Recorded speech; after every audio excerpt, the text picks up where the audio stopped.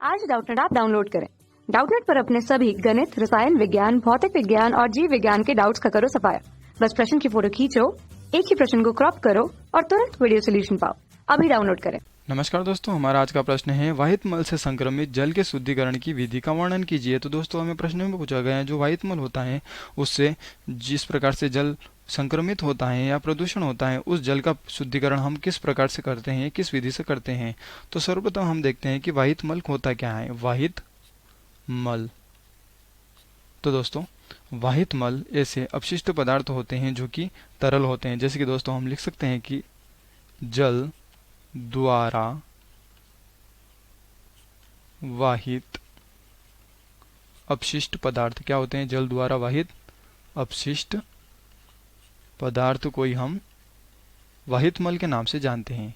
उदाहरण है दोस्तों जैसे कि मलमूत्र। ठीक है, तो दोस्तों यह मलमूत्र क्या करता है, पानी में मिल जाने के बाद उस जल को संक्रमित कर देता है। तो दोस्तों उसके शुद्धिकरण की विधि हमें बताना है। तो हम देखते हैं कि इसको शुद्ध करने के लिए किस प्रकार की विधि हम अपनाते हैं। तो दोस्तों जो जल होता है, जैसे कि हम मान लेते हैं कि तालाब में जल है, ठीक है, और तालाब में संक्रमित जल है। तालाब तथा छोटे बड़े गड्ढे आदि तथा कुछ बड़े जलाशयों में वाहित मल प्रवाहित कर दिया जाता है, जिसके कारण वह जल प्रदूषित हो जाता है। तो दोस्तों तालाब, गड्ढे तथा छोटे मोटे जलाशय आदि, है ना, तो उस जल को किसी कारखाने तक या जहाँ शुद्धिकरण होता है वहाँ स्थान तक लाने के लिए उसमें कई उस प्रकार के प्रयोग करने पड़ते हैं। जैसे कि पहला हम लिखते हैं कि जल मल को गुरुत्व के द्वारा शुद्धिकरण विधि तक पहुंचाना, यानी कि दोस्तों एक स्थान से दूसरे स्थान तक पहुंचाना। तो जलमल को गुरुत्व के द्वारा अगर दोस्तों गुरुत्व के द्वारा नहीं आता है तो उसे सीवेज पाइपों या सीवेज पंप करके जल को वहां से एक स्थान से दूसरे स्थान तक लाया जा सकता है। तो दोस्तों हम लिख सकते हैं कि जल को बड़े बड़े पाइपों द्वारा खींचा जा सकता है और उसे शुद्धिकरण विधि तक लाया जा सकता है, पाइपों द्वारा खींचा जा सकता है। तो दोस्तों जल के शुद्धिकरण की जो विधि होती है वह कुछ 3 प्रकार से होती हैं। ठीक है, कितने भागों में बांटा गया है इसको, 3 प्रकार से या 3 प्रकार की विधि होती है, जिसके बाद जल शुद्ध होता है।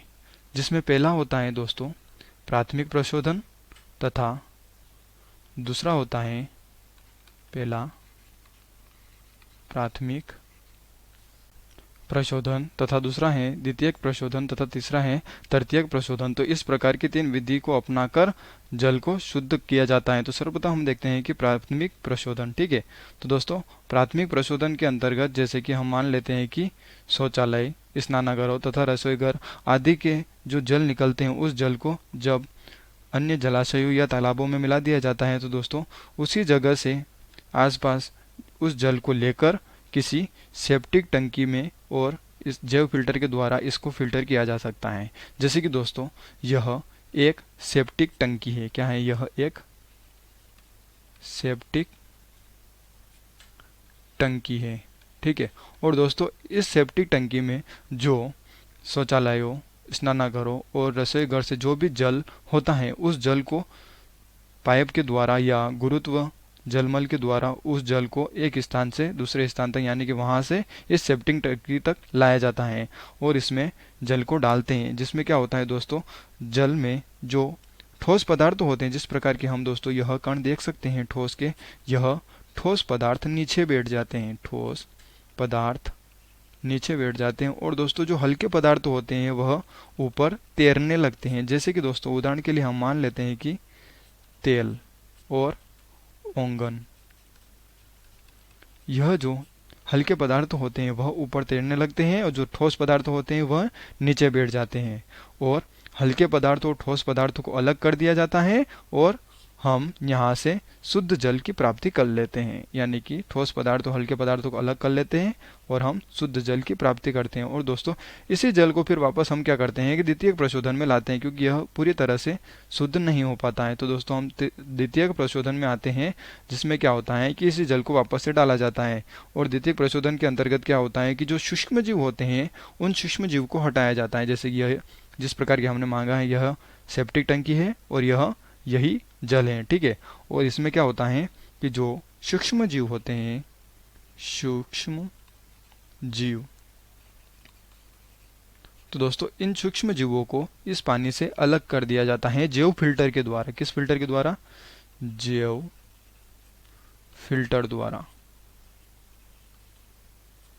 और इस जल फिल्टर के द्वारा इसे अलग कर दिया जाता है, जिससे हमें थोड़ा और शुद्ध जल प्राप्त होता है। या जो सूक्ष्म जीव होते हैं वह सूक्ष्म जीव इस जल में नहीं होते हैं। और इसी जल को फिर वापस से हम तृतीयक प्रशोधन में लाते हैं। और इसी प्रशोधन में जो हमारा जल होता है वह पूरी तरह से यानी पूर्ण रूप से शुद्ध हो जाता है, जिसमें क्या होता है दोस्तों, इस जल में जो भौतिक और रासायनिक कण होते हैं, कौन से कण होते हैं, जैसे दोस्तों हम देख सकते हैं कि भौतिक और रासायनिक कण इस विधि से द्वारा यानी सूक्ष्म जीव जैव फिल्टर के द्वारा इसे पृथक नहीं कर सकते हैं, अलग नहीं कर सकते, जिसके कारण क्या होता है कि तृतीयक प्रशोधन के अंतर्गत इस विधि में क्या करते हैं कि इस जल को वापस से इसमें लाते हैं और इसमें जो भौतिक तथा रासायनिक कण होते हैं, क्या होते हैं, भौतिक और रासायनिक कण, इन कणों को अलग कर दिया जाता है और इसमें भौतिक और रासायनिक परिवर्तन कर दिया जाता है और यह जल शुद्ध कर दिया जाता है। क्या कर दिया है? जल शुद्ध हो जाता है और जल की शुद्धिकरण हो जाती है। और इसी जल का उपयोग फिर हम भूमिगत पुनर्भरण के लिए, यानी कि दोस्तों भूमि में बढ़ने के लिए, तथा हम लिखते हैं भूमिगत पूर्ण भरण, तथा इसके अतिरिक्त हम इसका उपयोग कृषि में भी करते हैं, यानी कि हम लिख सकते हैं कि सिंचाई के लिए आदि कार्यों में इस प्रकार के जल का उपयोग कर सकते हैं। तो दोस्तों हमने देखा कि जो हम जल का शुद्धिकरण करते हैं वह 3 प्रकार की प्रशोधन विधियों से करते हैं, प्राथमिक, द्वितीयक तथा तृतीयक। तो धन्यवाद दोस्तों, आशा करता हूँ आपको ये उत्तर जरूर समझ में आया होगा। कक्षा 6 से 12वीं से लेकर नीट, IIT, JEE वो एडवांस के लेवल तक 1 करोड़ से ज्यादा छात्रों का भरोसा। आज ही डाउनलोड करें डाउटनेट ऐप या व्हाट्सएप करें अपने सारे डाउट्स 8400 400 400 पर।